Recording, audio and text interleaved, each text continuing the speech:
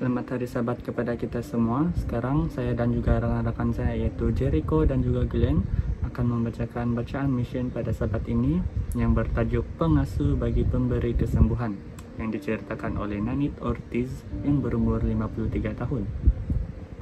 Bagaimanakah rasanya menjadi warden asrama perempuan kepada sekumpulan kanak-kanak perempuan dan wanita muda di Holbrook Seventh-day Adventist Indian School? Saya berjumpa dengan Lily ketika pertama kali datang ke Holbrook Indian School. Gadis yang berusia 17 tahun itu segera mengangkat saya sebagai neneknya. Dia bersemangat untuk menolong saya di asrama. Bolehkah saya bantu Anda memanggang muffin sejenis kue pada minggu ini? Dia akan berkata, atau bolehkah saya menolong Anda menulis ayat Alkitab di papan tulis? Saya ingat dengan jelas satu lagi soalan yang dia ajukan kepada saya pada awal tahun persekolahan. Adakah Anda tahu bahwa saya harus menjalani kontrak 2 kali tahun lalu? Dia bertanya. Apakah yang dia maksudkan?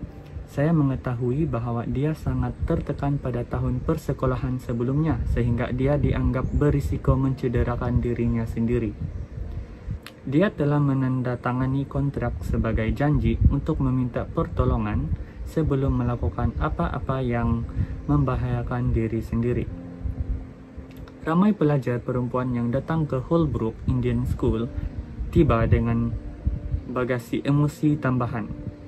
Mereka mengalami banyak bentuk trauma bahkan pada usia muda.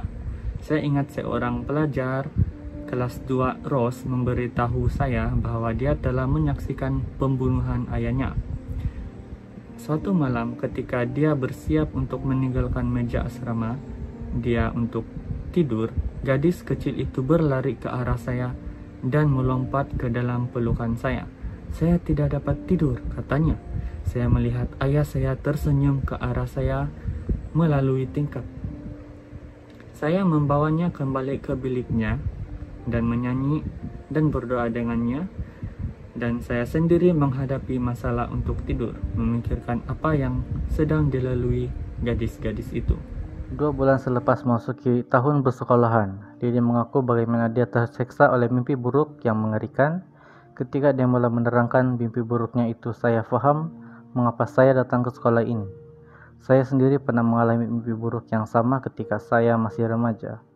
Tuhan mahu saya menjalinkan hubungan istimewa dengan Lily, sehingga saya dapat meyakinkan dia bahwa dia juga dapat mengatasi mimpi buruk itu dengan pertolongan Tuhan.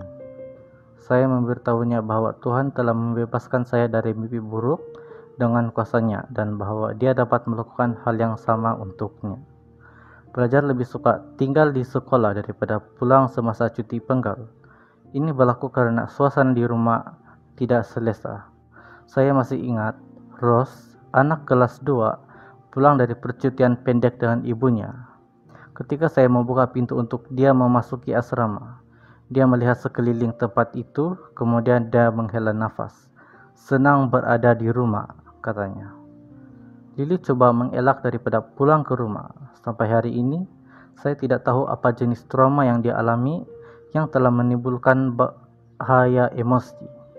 Tetapi itu bukan tugas saya. Tugas saya adalah untuk menunjukkan kasih tanpa syarat kepada semua gadis. Memahami bahwa saya adalah pengasuh dan Tuhan telah memberi kesembuhan kepada mereka.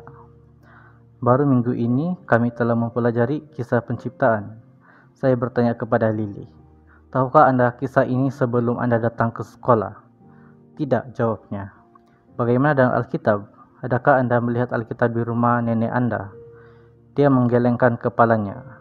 Kali pertama dia melihat Alkitab adalah ketika dia datang ke Holbrook Indian School.